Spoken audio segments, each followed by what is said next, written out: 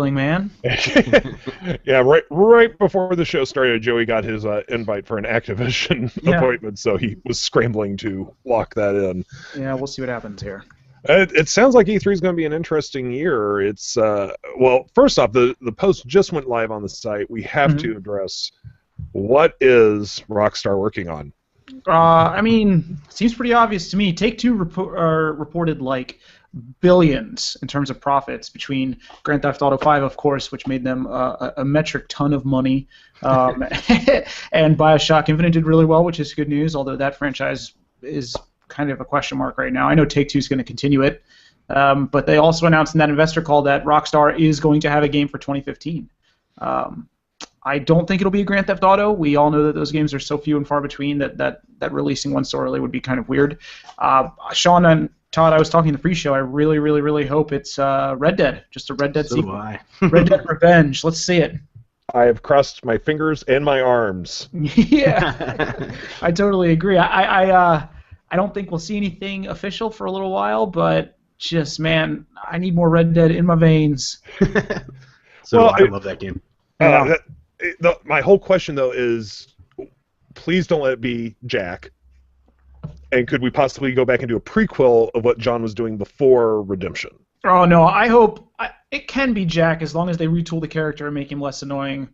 Cut the line just like you taught me, Paul, from the dialogue thing entirely. That'd be nice. But just, I think that if I were to make this game, I would call it Red Dead Revenge and make it about Jack going after the feds that screwed his father, and then just go full on with that whole plot line of the Industrial Revolution encroaching on the Wild West, that whole thing. Because that was awesome. The more of that, please. Yeah. Here's hoping. I want that sequel so bad. I agree. Okay, so that wasn't in the original show notes, but what was in the show notes and does play into E3 somewhat is, Joey, if you'd like to take what Microsoft did this week. Yeah, and I already see questions about it too, so that's kind of exciting. I think people want to talk about this. Microsoft, if you guys don't know, real quick, Microsoft was selling the Xbox One at $499, and that included a bundle of that included the Kinect itself. So pretty much, if you bought an Xbox One, you were getting a Kinect. The Kinect was mandatory with the purchase, not mandatory for use. PlayStation 4 sells for $399. We all know generally that the PlayStation 4 is beating the crap out of the Xbox One in sales, but we don't know by what margin. Those numbers are kind of fuzzy. But a lot of analysts point towards the price difference and hardware difference. So Microsoft removed the Kinect. There's still going to be the $499 option with the Kinect, but starting June 9th, they're going to sell a $399 version without the Kinect. So they're basically I wrote an article yesterday, and I apologize for a little bit of the melodrama with the title, but I genuinely believe that this is the first fatal blow for the Kinect. Microsoft kind of saying, you don't need to buy this anymore is kind of crazy. I thought that was really interesting, and I agree. And I have friends, two of whom texted me yesterday and said, I'm finally buying the Xbox. Like, that $100 was honestly a barrier for them. And they were like, do you remember? It's pretty funny. I agree. Do you remember, Todd or Sean, I wrote that article last year that $100 will be the difference between the Xbox One and PlayStation 4? Yeah. But I still stand by it. We can mince words about the power difference between the two consoles, and it's undisputed that the PlayStation 4 is, generically speaking, the more powerful console of the two. There's no ifs, ands, or buts about that. But that $100 gap was what mainstream consumers cared about. The guys that text you, Todd, for instance, the $100 difference was the deal breaker for them. So skip the Kinect, save the $100 in production, and sell the Xbox One. And I guarantee Microsoft is going to see big gains from this decision. As for what it means for the Kinect, I'm sticking to the fact that I think that the Kinect is dead almost here. But Joey, Microsoft told us that the Kinect was essential to running the Xbox One. I mean, if you buy into what Microsoft was trying very desperately, and I think Sony did an awesome job of quashing them on this, but they were trying very desperately to become the center of the living room. That's their goal, right? And for whatever reason, Sony's marketing team decided, let's turn them into bad guys. They did, and Microsoft never got out from under that. And so they've had to do full-on policy reversals on everything. No reasonable person will think that Microsoft was being genuinely evil here.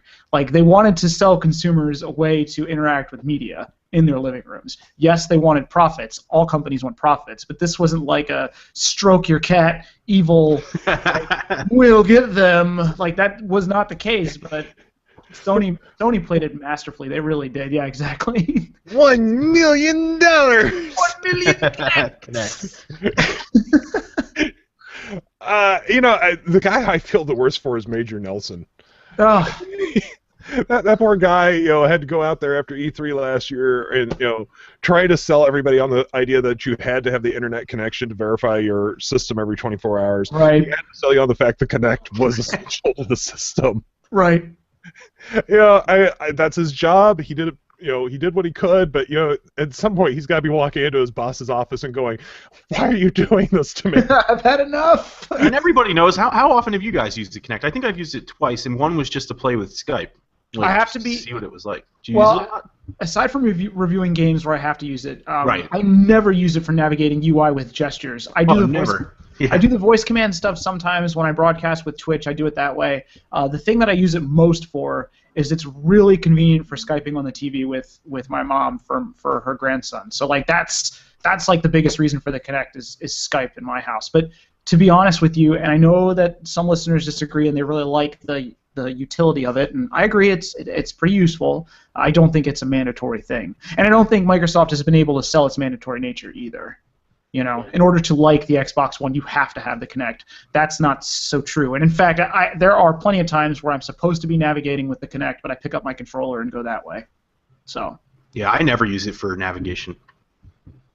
The voice stuff is good, like saying Xbox, go to this, or Xbox broadcast, like that stuff is really good. I know John and Ashley back at launch were having a lot of issues with the voice recognition.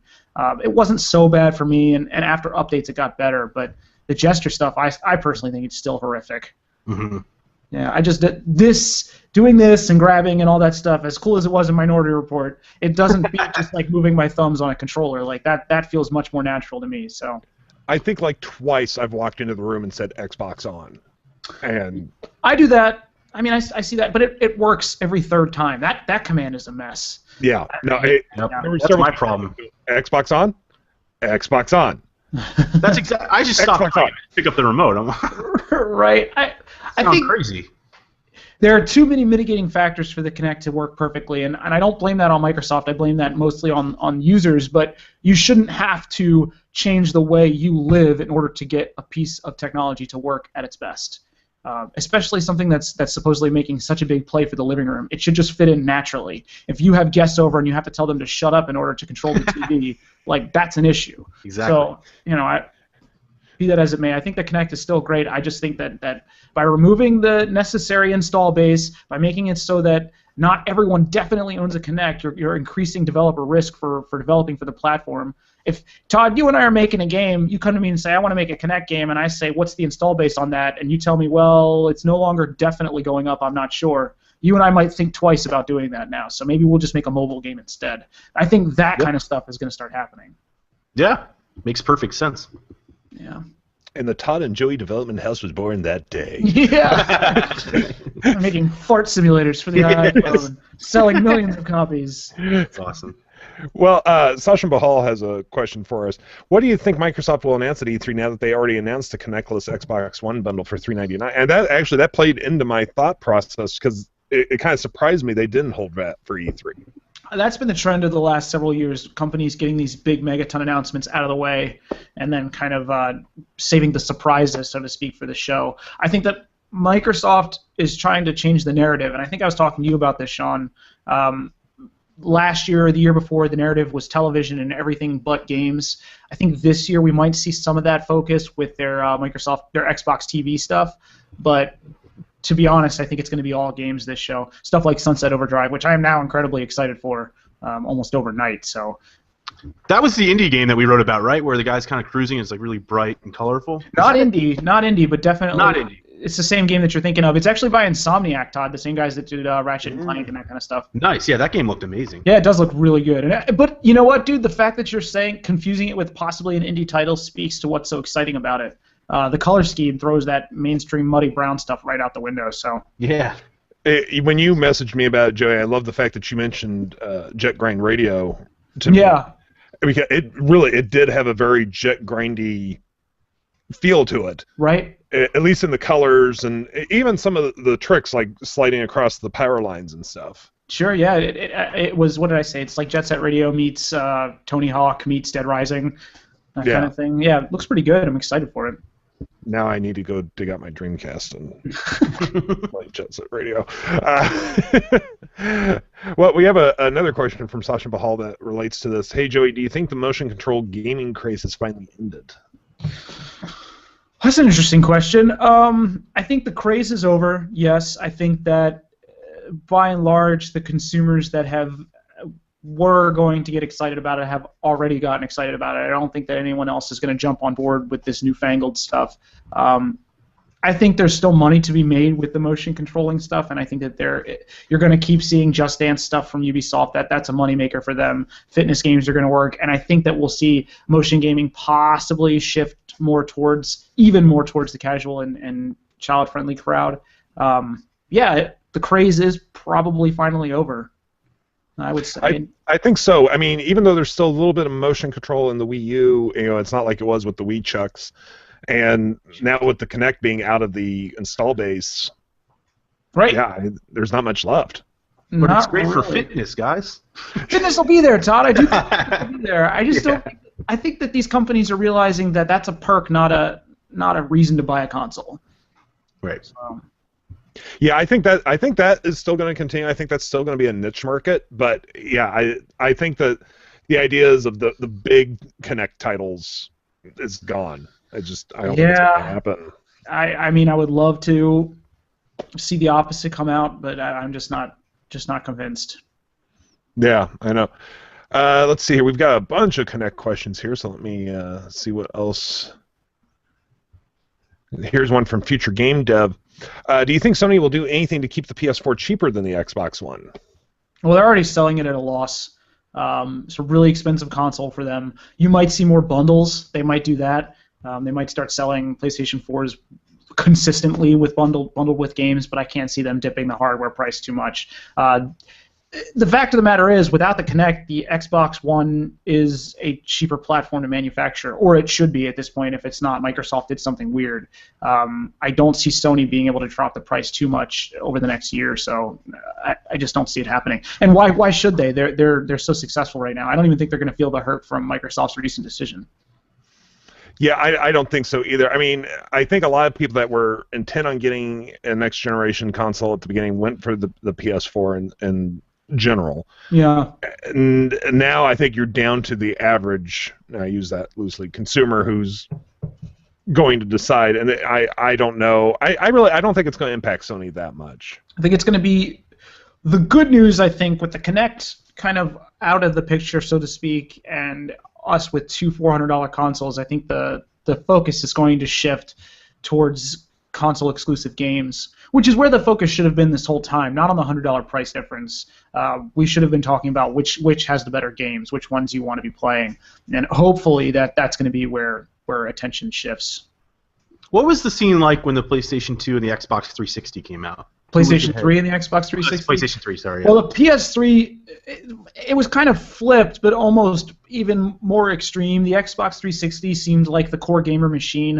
The PlayStation 3, which was awesome, but it launched at there was a $799 model, right, which is just preposterous. And Sony felt the hurt on that right away. They did not launch very well. But the Xbox 360 got off to a great start, and it was doing really well. But I think the Wii just blew everything out of the water at launch there. So, yeah, interesting.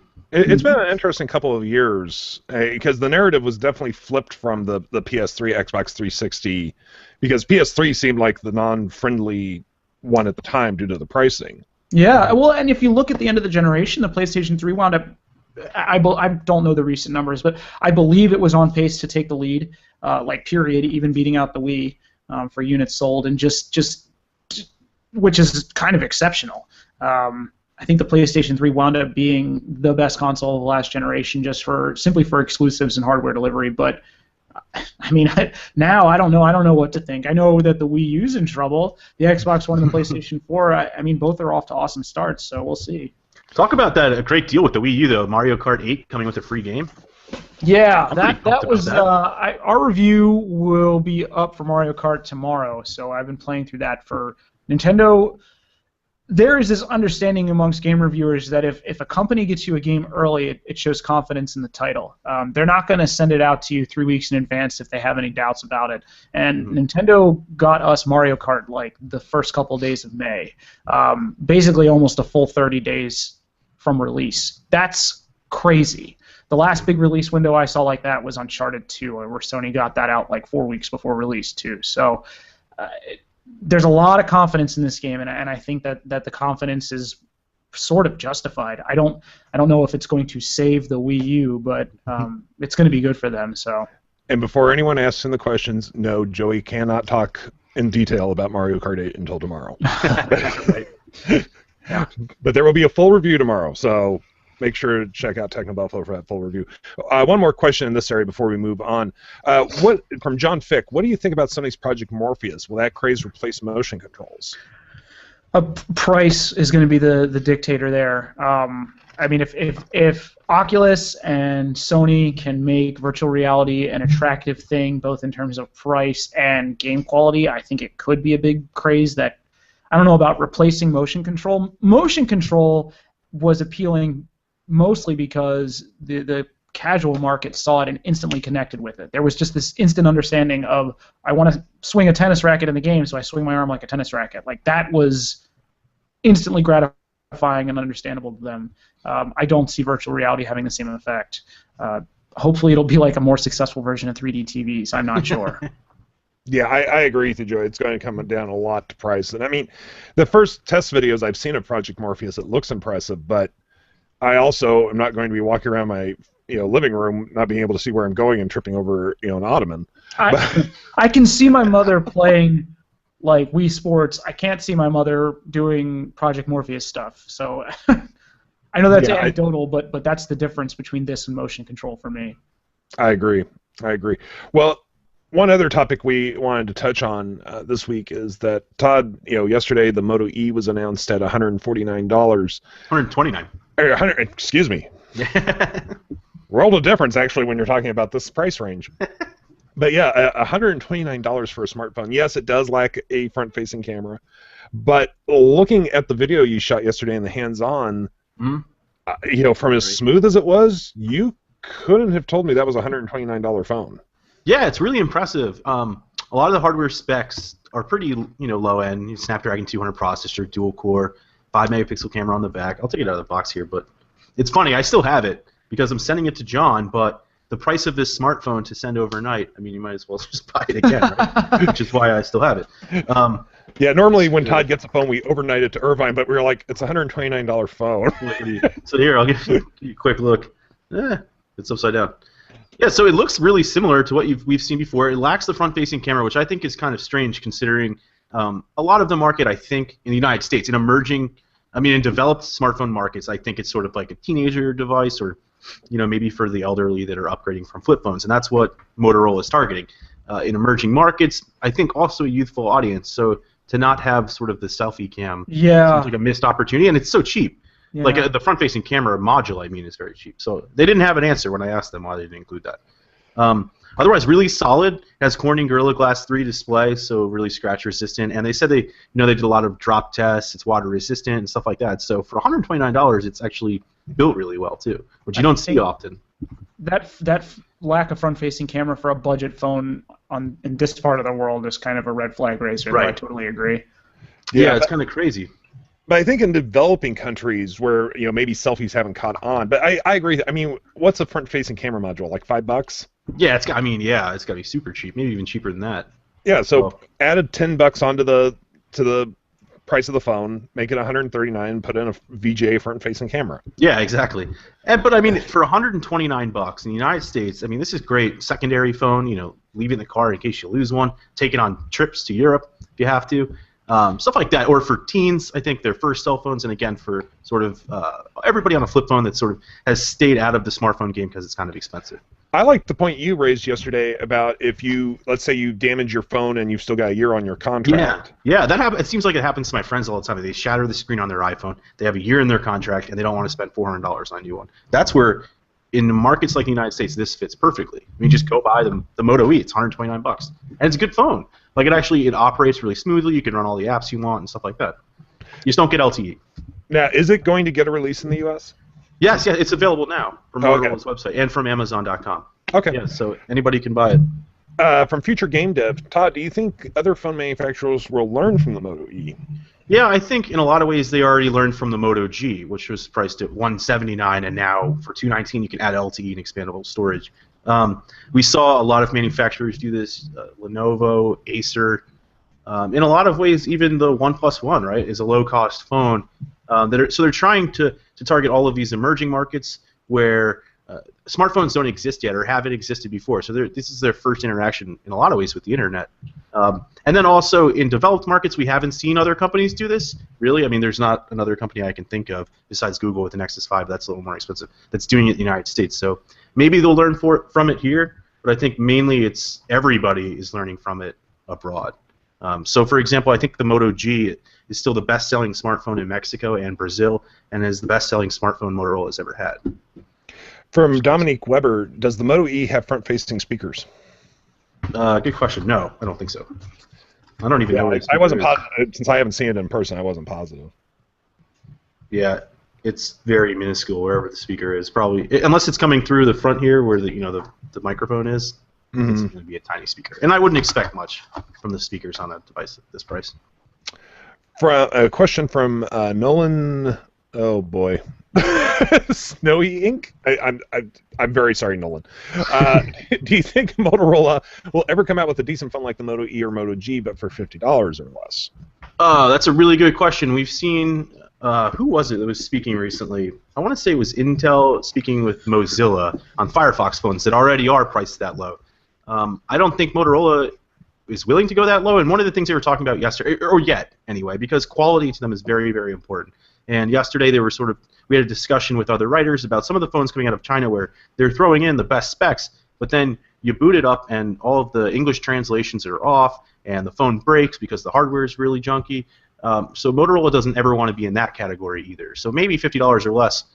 Once these parts fall down in price, it's a lot more plausible. But right now, I don't think they're willing to go much lower than this. Yeah, I think it's going to be interesting. I think someday we'll see a $50 phone, but it's going to be a while. Well, yeah. I'm going to see them, but not here. Go ahead and go into reader or listener questions a little earlier than normal because we have a ton of questions today. Which thank you all for providing us with so much fodder here. I'm just going to start picking because there is a bunch today. From Sachin Bahal, who I think at this point is the fourth host of the show. Hey, Todd and Sean, what do you think Apple will show at WWDC? Todd, I'll whatever, bro. Whatever. I got gaming questions for you too, Joey. I wish it was what do I want them to show. I think we'll see iOS 8 and OS X, 10.10. I honestly don't follow the desktop software space that closely. I just don't find it as exciting anymore. But hopefully iOS 8 will be really cool, and it sounds like HealthBook will be included in that.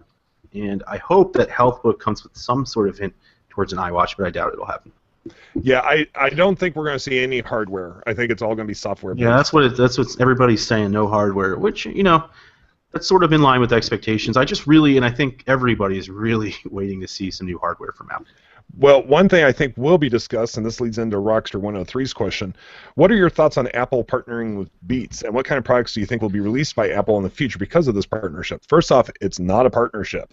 Yeah, it's an acquisition. Yeah, it's a flat-out we're buying them. And speaking of, that's not confirmed, but maybe during WWDC that could be discussed. And right now, what's that? Let's put it this way. Okay, there's been no press release. Yeah. No official statement. However, when Dr. Dre gets drunk on YouTube and parties, and talks about being the first billionaire hip-hop artist, yeah. I think we have somewhat of a confirmation. Yeah, exactly.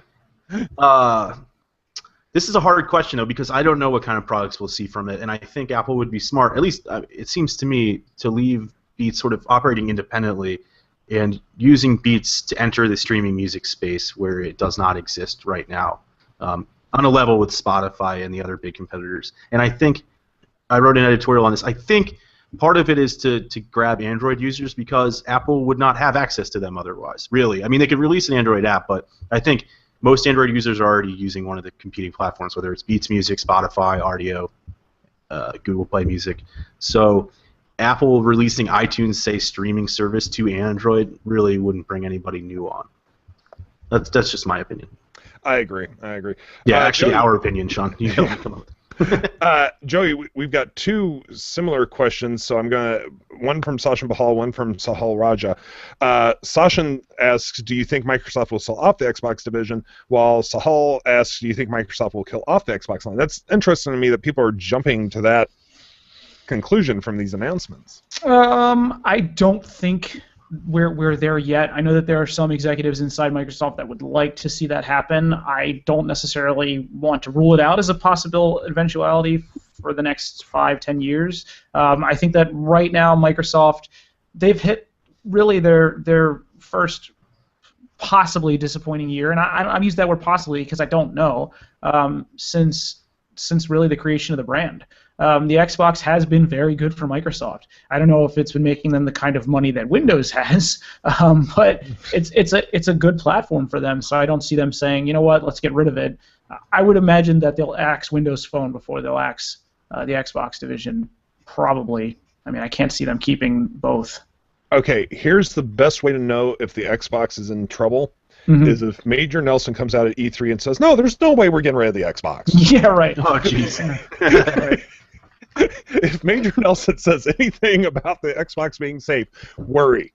Yeah, I don't think we're there yet. I don't know. I don't know why, because you guys aren't the first to kind of suggest that, but I just don't think that Microsoft is at that intersection right now. Yeah, it's been circulating. Every couple weeks I see it pop up and get discussion again, and I don't think it's going to happen. I really don't. Not yet. So, but do you feel that maybe? In the grand scheme of time, yeah, I think it's possible. I mean, I also think it's possible that Sony goes bankrupt and PlayStation gets picked up by Disney. I don't know. I could see all of that stuff possibly happening. I just don't know when. Okay, so when can I get my Mickey Mouse skin PS4? Probably on right Amazon now. Right now. Yeah. Oh, lordy. Now, here's a curveball of a question from Sanid Almanas. Sorry, guys, I am horrible. I have the worst name in the world with Ani, and I can't pronounce other people's names. Do you think it is possible for Microsoft and Sony to create a partnership in the future? I don't want that. Specifically from a video games perspective, these are two companies that make a whole buttload of products, and I don't see them partnering up or merging together, which would take a monumental effort. People suggest sometimes that Microsoft should buy out Sony or Sony should buy out Microsoft or whatever, specifically for the PlayStation and Xbox stuff, but I think that ultimately that would be bad news for us as gamers. Let's just toss any allegiances out the window real fast. Whether you like the Xbox or the PlayStation or the Wii U or whatever, ignore that. Recognize that these companies competing is the best thing for us. They have to make decisions that please the crowd, and that's what we want them to do. If these two companies partner up and start selling the same console and the same games, there's no reason for them to really innovate. There's no reason for them to drop prices. There's no reason for them to go crazy with exclusives. We don't want that stuff. We want them to stay separate and competitive. So I need to throw out my allegiance to the Sega CD drive? You can keep that if you want. Oh, okay, thank you. You were saying we had to throw out allegiances. It's coming back. I'm telling you, it's coming back. Right along with the Power Glove. Yeah. Both. Speaking of motion control, right? From future game dev, when will we see more TechnoBuffalo staff on the show? We had John Key a while back, but nobody since. That will happen. The biggest problem is scheduling, because this does take three of us out of the rotation of getting real work done. Right, and we're on East Coast time. Yeah, we're on West Coast time. Yeah, that's part of the problem. It would have to, basically, I would have to eliminate the East Coast guys to get the West Coast guys on. It's a whole... Eliminate us? It's gonna kill us, Todd. Eliminated. They're still eating their Cheerios over there on the West Coast. Complaining about traffic and eating breakfast. Talking about the 405. Yeah, bro. Todd, since you've been out there, did you notice that you did slowly morph into a cast member from the SNL sketch? Yeah, it's just like I'm like reading the instruction or the map before, like on my iPhone before. All right, we got to take 405 PCH. And you can't say the PCH, right? Like you can only say PCH. Yeah. No, it's horrible. You just the second you get out there, it seems like the only thing you ever talk to anyone about is traffic and how you got somewhere. The biggest commute of my day are those steps right back there. Sometimes my dog is sitting on them, which causes a 2-hour backup. I don't know. I don't even have a commute. It's like across my living room. I live about No 300 stairs. feet away from my office. I once did actually have a 2-hour commute because a tree fell across the road. Oh gosh. And I had to chop the tree up so like the mail truck could get down. Wow. That's awesome. Instantly grew a beard. Where do you think this came from? But, since we already discussed WWDC from Sasha Bahal, what do you think would be announced at Google I/O 2014, Todd? Well, next version of Android, right? 4.4.3, I think. KitKat. And then there's been some references to the new Nexus 6 or something from HTC possibly, or a tablet. The Google Molly, which is supposed to be the set-top box, a real one, I guess, to compete with the Fire TV. And I think we'll see finally Android Wear hardware and actually play with the Moto 360 and the G Wear from LG and stuff, or G Watch. So I don't know. I think hopefully advancements to Android, some new hardware, but maybe the last. I don't know if the Nexus program's going to die and they're going to move to Android Silver or not. Could be the last, and then wearables. So we'll see. Yeah, I mean, unlike WWDC that is purely software based, there is a good chance that we're going to see some hardware at Google I/O. Mm-hmm. So it should be a interesting year there for sure. And with the hints of the Nexus 6, although we keep hearing that the Nexus line's being killed, who knows? Yeah. So let me see here. What other questions? Joey is going to step away for just half a moment. Laughing over there? Yeah, he'll be back in just a moment. Nice. Well, here, I'll take this quick question from Domenico James Lamberti. This is way off topic, but I'll never pass up a chance to discuss this. We know Sean is a bit of a TV guy. What shows do you like to watch? Also, what shows are you sad got canceled? Nice.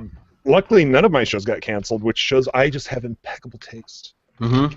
Yeah. Wait, I thought, what was that Western show on HBO that you liked? Well, no, he's talking this season. Oh, this season. Yeah, no. If we want to go back and talk about Deadwood being canceled, I'll just start bawling right here on the show. No, this year, luckily, I avoided the X. Nothing I watched got canceled. I watch Arrow, Agents of S.H.I.E.L.D. because I'm a giant geek. Really, really love The Amazing Race. I'm not a big reality show guy, but I love The Amazing Race because I just love seeing other parts of the world, and I want to run The Amazing Race like nobody's business. I will be on The Amazing Race someday. It's going to happen. Except I don't think John will give me 2 months off from work. You could blog while you're racing. No, actually, they take away all electronics. Oh, really? I didn't know that. Yeah, you cannot have a phone, couldn't do my time GPS, or anything like that. I wouldn't do it.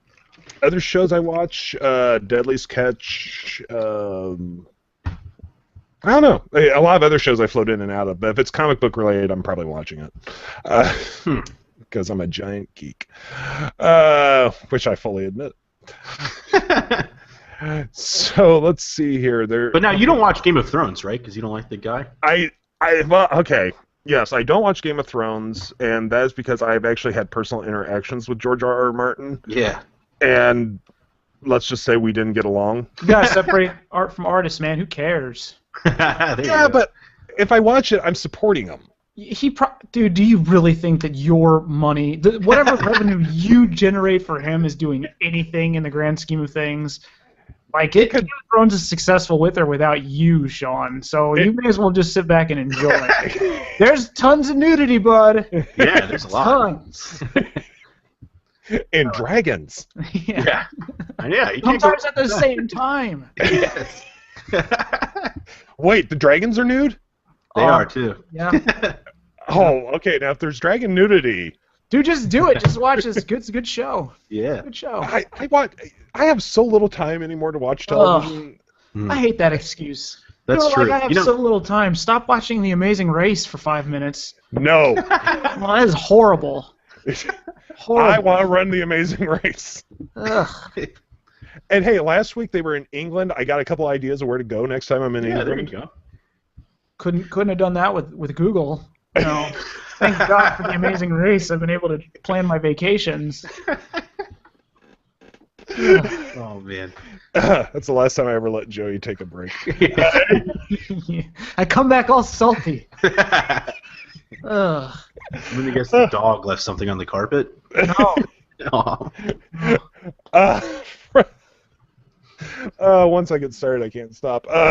From Sasha Bahal, do you think Microsoft should have done the connectless Xbox One from day one, and why was this announced before E3? Okay, well, we already covered the second part, but I think I know the answer to the first part, Joey. What's the answer? I'd like to hear. Yes, right? Yeah, they definitely should have done it with the connectless from day one. Yes, they should have done it in hindsight being 2020, but the issue is that Microsoft was trying to... They banked on the Kinect being a critical part of the Xbox One's formula. So separating the two before this console even released would not have even given the Kinect 2 a chance out of the gate. It would have been DOA. But I just don't see... I don't see a Microsoft from last year willing to do that. They did enough policy reversals. I just don't see that one happening ever. So. Yeah, I just... it would have been so much easier if they had just not done it from the get-go. Yeah, but Microsoft was convinced that the Kinect is the future of gaming. They're probably still convinced that the Kinect is the future of in-home entertainment, and there are plenty of users who will say the same thing. Separating that vision from reality and openly admitting, like, hey, we've made a mistake, even before launch, just never would have happened. We have a question from Dominique Weber that, Todd, you're probably best suited for. According to that one report, Apple won't announce the iWatch at WWDC. Why wouldn't they do that? That would be a great surprise, wouldn't it? Yeah, I think it would be, and WWDC would make a lot of sense for the iWatch because you have a room full of developers. So I think it would be a great surprise. But if there's reports that it's not coming for one reason or another, then that seems to make sense. Maybe it's not ready. Earlier on, when there's reports that it's going to pack a lot of sensors, there was discussion that it was had to be approved by the FDA and stuff like that. So I think there's a number of factors. Maybe their Sapphire's not ready yet if they're actually using their factory in Arizona for that. I think it could go into why Apple wouldn't announce it next month. I think the primary reason would be it's not ready, and if it's not ready, then it's not ready. And I don't think Apple wants to race into the wearable market as we've seen others do, and there's a lot of mistakes to be made there. And I think with Tim Cook's promise that we're going to see exciting new product categories this year, if he comes on stage and announces a dud, that's a big mistake. So they're probably being very cautious. Well, folks, we are going to end the show right on the dot this week because Todd actually has to run and catch a car and get over to Fox for a television appearance. So if you're near a TV at, what is it, 2:45 Eastern? Yeah, 2:45 on Fox Business. 2:45 on Fox Business, you'll be able to see Todd. What are you discussing today? Drones again and apps. For some reason, I'm the drone expert. How many times have you talked about drones on Fox Business now? Like 4 or 5 times. Well, as always, we thank you for joining us. You can find us on the iTunes Store by searching for the TechnoBuffalo Show, and we do appreciate if you rate and review us. You can also subscribe via RSS feed. You can find us on Pocket Cast. You can find us on Stitcher. Anywhere you can find podcasts, you can find the TechnoBuffalo Show. As always, I've been your main host, Sean Ani, editor-in-chief of the site. I am joined by executive editor of gaming, Joey Davidson. See you guys. And executive editor of mobile, Todd Hazelton. Bye, everyone. We'll see you back here next week. Till then, take it easy, everyone. Thanks for joining us.